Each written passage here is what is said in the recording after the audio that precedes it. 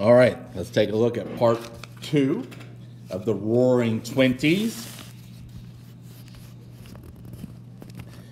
If you were in class, part one you probably already watched, but part two you've not had a chance to see. So all of you are going to be watching part two.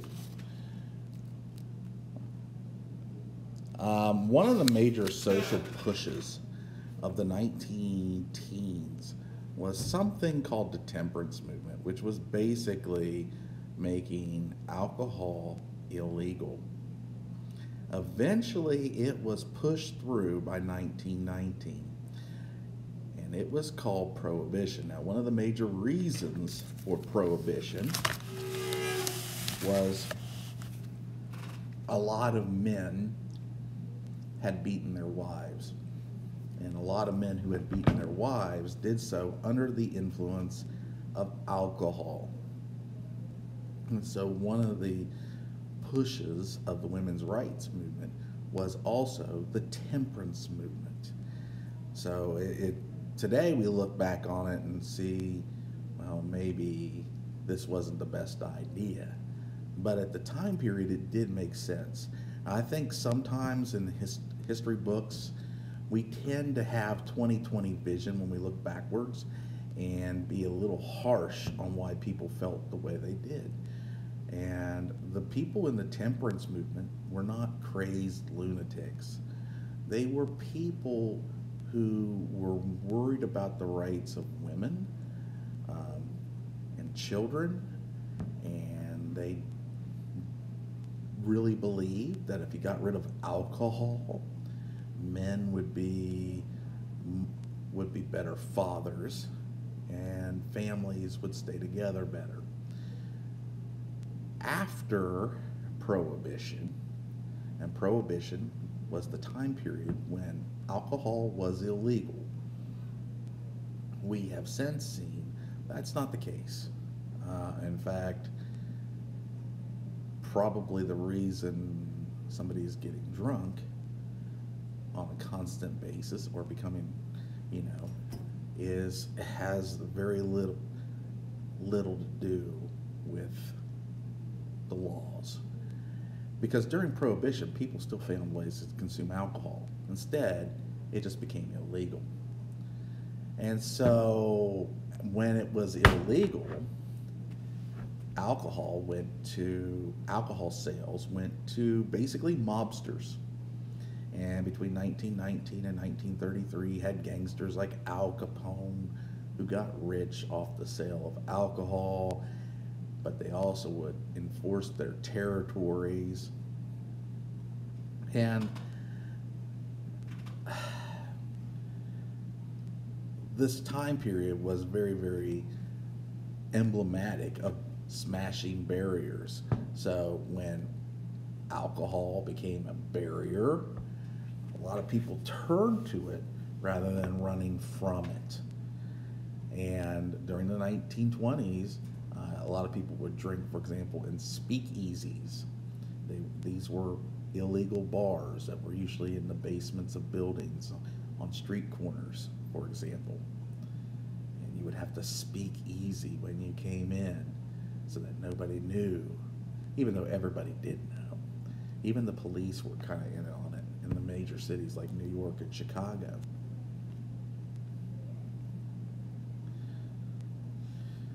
Eventually, the 18th Amendment of the Constitution, which made alcohol illegal, would be overturned in 1933 by the 21st Amendment.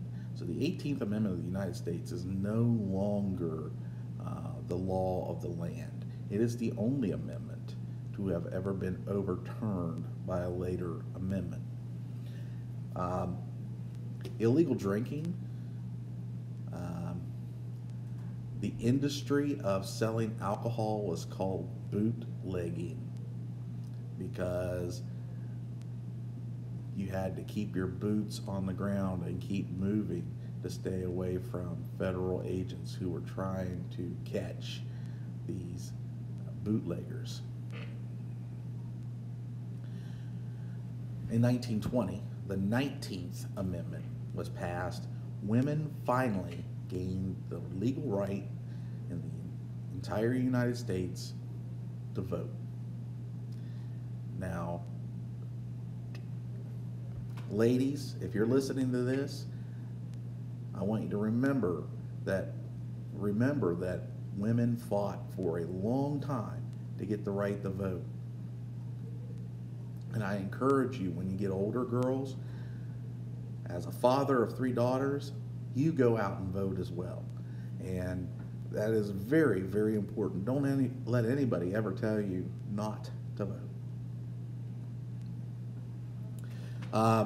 But back to what I was saying, women were still facing discrimination and lower wages. Women were usually put in jobs that were low pay. Meanwhile, the higher paying jobs were reserved for men. And independent, rebellious women were given the name flappers during the 1920s. And these were the women who, at the time period, were shattering standards. And you look at their dresses today. Today, I would say this is rather tame. They had short haircuts. Their skirts were short-ish. You could see their ankles and their calves and their knees. This isn't a mini skirt time period yet, but they visited speakeasies. They danced with men. They wanted the same freedom as men. These women were called flappers. They would wear dark makeup, the bob cut, the stylish hat. It is important to point out, though, that most women in the 1920s were not flappers. And they were very restricted by economic, political, and social limits. Most of your women in the 1920s were still wearing the long dresses, especially in the rural areas of West Virginia, where we live. But yes, you had flappers, and that was the style of the day. Another major social clash was what should be taught in schools. Are we going to teach science first or religion first? And that really came to a head with a trial called the Scopes trial. There was a biology teacher in Dayton, Tennessee, John Scopes, and he was illegally teaching the theory of evolution in the classroom. Now today, probably all of you in schools at least have heard about the theory of evolution in your science class. But in Tennessee, teaching the theory of evolution in 1925 was illegal.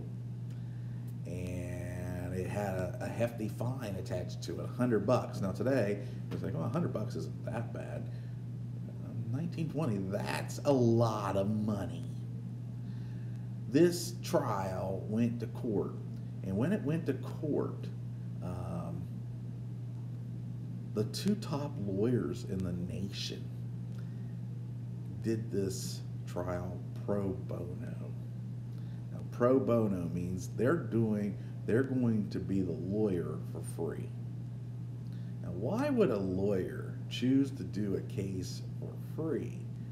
Well, as it goes, if it's a high-profile case and everybody sees you doing this case and news reporters are reporting this case all over the world, literally, you had people from England and France and Australia and everywhere coming to Dayton, Tennessee, this little podunk town, to recover this case. And so it's kind of like advertisement. These lawyers were getting their money. Let's just put it that way. But John Scopes, this trial went, and was the Tennessee law against the Constitution and this whole thing. And the Scopes trial basically became a parade, so to speak, in 1925. Dayton, Tennessee became the place to go while this trial was going on. You would have chimpanzees marching down the streets, and you would have preachers preaching preaching sermons about it, literally on street corners, just going and showing up on street corners, and people gathered around the little courthouse, trying to hear what was going on, and all the courthouse itself was packed.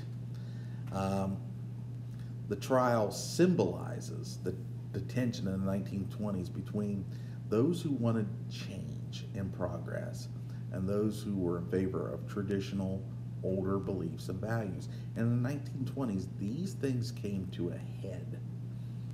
And honestly, economically, where change was happening, Americans were doing well in the cities. But the prosperity did not trickle down into the rural areas of our country. So a lot of people felt like their way of life was under attack with no relief for a better hope. And there's a little truth to that, to be honest with you. Because we look forward, and a few years later, what happens? The Great Depression. So people were sensing problems, and it came to a head with the Scopes trial. During the 1920s, Americans were divided between modern traditional beliefs and values. This also led to something called the Red Scare and the rise of domestic terrorists like the KKK and threatening American civil liberties. Racism and nativism increased greatly during the 1920s. Nativism is the belief that the way of life in your country is superior to other countries and people, to the point that you dislike foreigners simply because they're foreigners. And it led to a desire to limit immigration into the United States. During the 1920s, Americans became very, very opposed to immigrants coming in, especially from non-European areas or from Eastern Europe. And so a quota system was developed. A quota is basically a limit to the amount of what you're going to have come in. And the quota was basically geared to how many could come from each country. By the way, we still have a quota system today on U.S. immigration. I want to point that out. The Red Scare was a fear that the communists would take over America, as they had in Russia. Now, that's important to point out. This fear wasn't 100% unwarranted. It was definitely overblown. And it caused a lot of decisions, but there was an example in their lifetime of a nation overthrowing their rulers and instituting a communist government, namely Russia, or the new Soviet Union. And so the fear of communism taking over the kind of government we had in the United States in the 1920s was very real. And that fear was the Red Scare. Now, nativism and the Red Scare all kind of were in the background, along with the rise against African Americans in our country. And you had a group called the Ku Klux Klan. You also had other groups as well, but the most famous was the Ku Klux Klan, who were, frankly,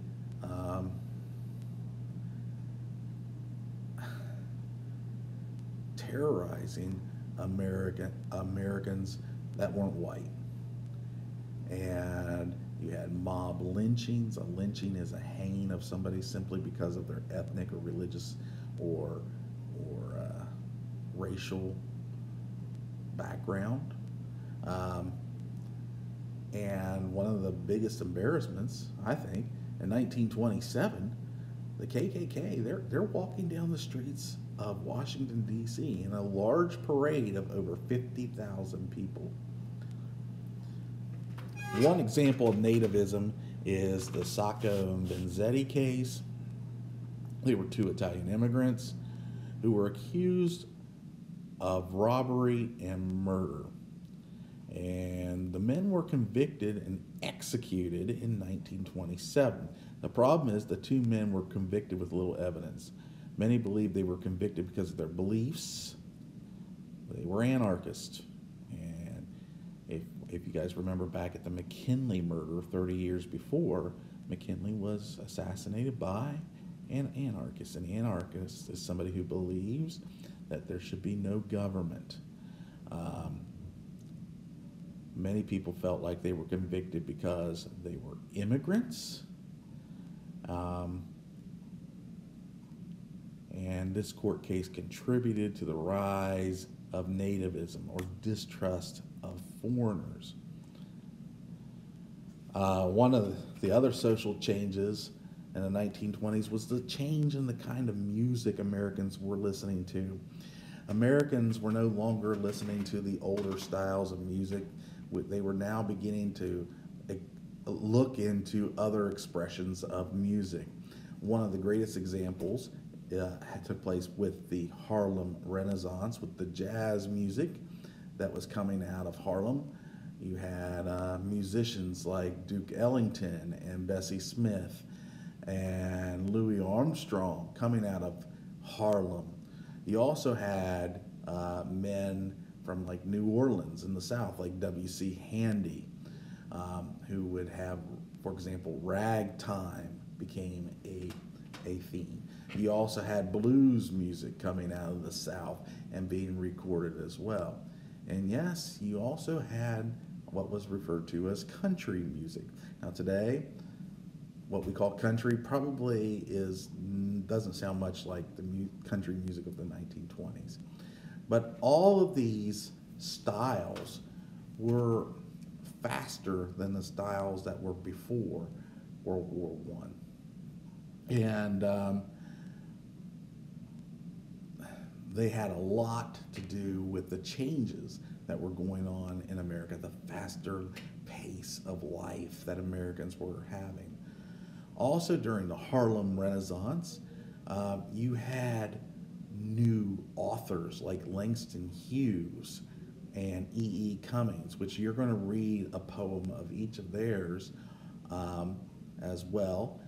And African Americans began to express their views, especially in the North. You're going to have, for example, Marcus Garvey. You have a group called the NAACP that's beginning to express rights for African Americans as well. So all of this is happening during the 1920s, and it's centered around Harlem, New York, which is a neighborhood in New York City. You're also going to have new technology that's going to change the social life, and a lot of it is connected to electricity. We talked about this earlier in part one. Stuff like the vacuum cleaner and the radio and the automobile and all these things connected to either the combustion engine for cars or for all the other things I mentioned, electricity. And so people wanted these things now. And so stores began to open, department stores like J.C. Penney's and Sears. And the Sears catalog would be sent to people in the mail. People would literally order stuff out of the magazine or the catalog, that's what they called it, and then Sears would send it to their home. And people also began to buy things on credit. So, for example, you could get a washing machine and take 3 years to pay it off, and those kind of things. Also, the movies really expanded. And probably the most famous actor of the 1920s is a man named Charlie Chaplin. And a lot of people referred to him simply as the Kid because of his 1921 movie. I chose not to show that one because even though Charlie Chaplin is the most famous actor of the time period, I would argue the most iconic scene in any movie was a movie he was not in. and it's the movie you guys are watching, the 1923 Safety Last movie. In that movie, I want you to pay very close attention to the clock scene, and you'll know what I'm talking about when you watch the video. Americans also began to go and watch mass spectator sports. It's during the 20s that the attendance at these sporting events began to take off, especially baseball. Baseball became America's pastime, and the most famous baseball player of this time period was definitely Babe Ruth and his sidekick, the famous Lou Gehrig. Sports became part of public education. I'm a basketball official, and I've officiated for a long time, and I've gone to some crazy places to officiate. And one of them, not crazy, but it was an old school called Bartlett School.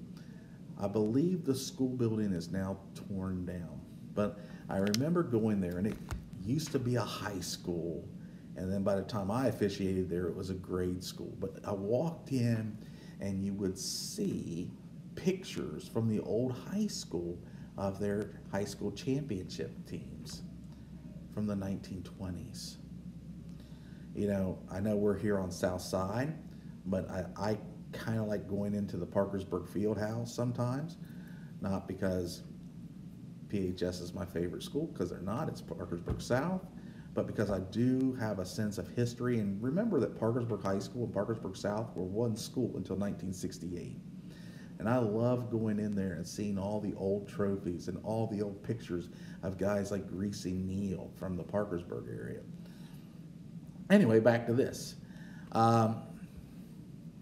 You began to have sports in public education. So why was there conflict of values during the 1920s? Some people were embracing all these changes, and other people wanted to pull America back to the past of the 1850s. What ended the 1920s? It was the stock market crash in October 1929. The Great Depression would begin, and literally it was overnight. The urban areas of the United States were in trouble. And the Great Depression would lead to a time when 1 in 3 Americans were without a job, and there was little help.